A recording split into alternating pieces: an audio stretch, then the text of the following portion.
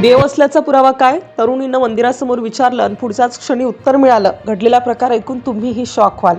तरुणी काही काळासाठी स्तब्ध झाली. होय, हा प्रश्न साधा नव्हता आणि जे घडलं तेही साधं नव्हतं. काही सेकंदांचा तो क्षण आज लाखो लोकांमध्ये चर्चा बनलाय. काही जण म्हणतात हा निवड योगायोग होता, काही जण ठामपणे म्हणतात हा दैवी संकेत होता. पण नक्की काय घडलं?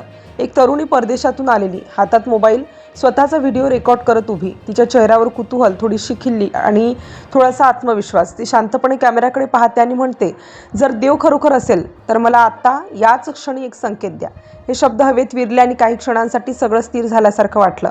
आजूबाजूला मंद आवाज, वाऱ्याची हलकी झुळूक, पार्श्वभूमीला काही भक्तांची वर्दळ, पण काही विशेष नाही. ती थोडीशी हसते, जणू तिला खात्री असते की काहीच होणार नाही. तिच्या चेहऱ्यावर पहा, काहीच होत नाही असा भाव स्पष्ट दिसत होता. आणि नेमकं त्याच क्षणी काहीतरी हललं. तिच्या मागच्या बाजूला बसलेली एक सावली अचानक उठली. ती सावली वेगाने पुढे सरकली. काही कळायच्या आतच एक मोठा कर्णकर्कश आवाज हवेत घुमला. धाड. घंटेचा आवाज इतका जोरात झाला की आजूबाजूचे काही लोकही दचकले. तरुणी तर अक्षरशः थिजून गेली. तिचे डोळे मोठे झाले, चेहऱ्यावरचा रंग उडाला. काही क्षण ती पूर्णपणे स्तब्ध उभी राहिली. कॅमेऱ्यात सगळं रेकॉर्ड होत होतं.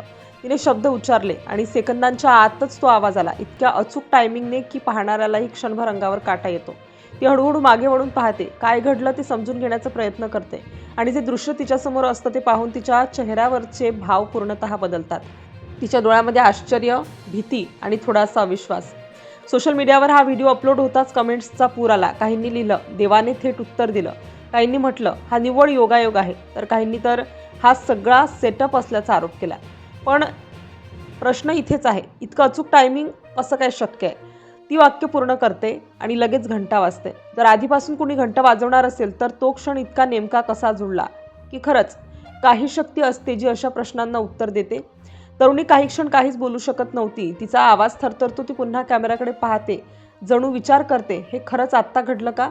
आज हा व्हिडिओ पाहून लोक दोन गटात विभागले गेले आहेत. एक गट म्हणतो श्रद्धा असेल तर संकेत दिसतात. दुसरा गट म्हणतो हे सगळं निव्वळ योगायोग आणि मानवी कल्पना शक्तीचा खेळ आहे. पण सत्य काय आहे? व्हिडिओ पुन्हा नीट पाहिल्यावर लक्षात आलं की ज्या ठिकाणी ती उभी आहे तिने थोड्या अंतरावर एक मोठी घंटा आहे आणि त्या घंटेजवळ एक माकड शांतपणे बसलेलं असतं. ती बोलत असतानाच ते माकड अचानक उठतं, पुढे जातं आणि दोन्ही हातांनी ती घंटा जोरात वाजवतं. हो, तो दैवी संकेत नव्हता, तो त्या माकडाचा अचानक केलेला प्रकार होता. पण गंमत इथेच आहे, तिने संकेत मागितला आणि नेमक्याच क्षणी घंटा वाजली. मग तो योगायोग असो की संकेत, तो क्षण मात्र तिच्यासाठी आयुष्यभर लक्षात राहणारा ठरला. कधीकधी प्रश्नांपेक्षा तर प्रश्नानंतर घडलेला क्षण जास्त महत्त्वाचा असतो. आणि म्हणूनच आजही लोक विचारत आहेत, तो फक्त योगायोग होता की कुठेतरी कुणीतरी तिचं ऐकत होतं?